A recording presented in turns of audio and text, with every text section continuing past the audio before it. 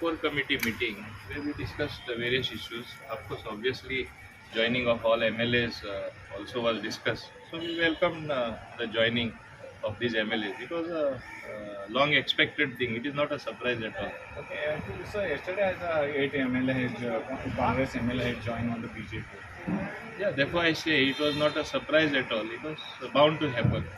See, when a ruling party is there and a government is there led by Dr. Pramod Sawant, a government that delivers, which has done work in entire Goa, you have a tallest leader in our country led by Shri Narendra Modi ji, also taken the country to great heights.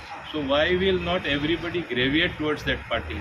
And the opposition is feeling the heat. No work is being done in their constituency. They also feel let some work be done. People are putting pressure. We want development. We want schemes for the people. We want something happening for our people, and that's why people are joining. So if any condition on the 8 MLA as a minister, otherwise your cabinet has reshuffled. See, that you should ask the Honorable Chief Minister. It is his prerogative. I don't want to comment on that. So how you seen on the senior Digambar Kamat's entry in BJP? See, I think Digambar Kamath was in BJP previously, so it is like another sort of homecoming for him. It's not that he was never there in BJP. Yeah, Thank you, sir. yeah.